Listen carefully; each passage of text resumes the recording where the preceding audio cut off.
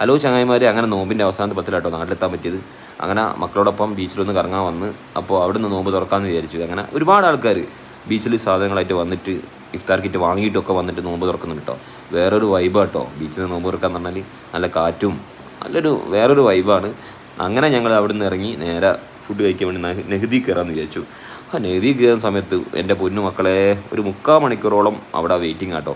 ഞങ്ങളപ്പോൾ തന്നെ ഒരുപാട് ആൾക്കാർ വെയിറ്റ് ചെയ്യുന്നത് നിങ്ങൾ കണ്ടോ. അവിടെ ഒരു 3/4 മണിക്കൂർ പേര് എഴുതി വെച്ചിട്ട് ഇരുന്നിട്ടാണ് അവസാനമാണ് ഞങ്ങൾക്ക് ഫുഡ് കിട്ടിയത്. കാരണം നോമ്പ് തുറന്ന് പെട്ടെന്ന് ദഹിച്ചു പോയി. കാരണം അത്രയും സമയം നമ്മളവിടെ വെയിറ്റ് ചെയ്യണം. അപ്പോൾ ഒരുപാട് ഫാമിലീസ് വന്നിട്ടുണ്ട്. ഭയങ്കര തിരക്കാട്ടോ. നിങ്ങൾക്കറിയാമല്ലോ നെഹ്ദി ഏറ്റവും നല്ല ഫുഡാണ്. അപ്പോൾ ആൾക്കാർ വെയിറ്റ് ചെയ്ത് ഇങ്ങനെ നിൽക്കുകയാണ്. ഫുള്ള് ജനത്തിരക്ക്, പ്രത്യേകിച്ച് ഞായറാഴ്ച ഒന്നുമല്ല.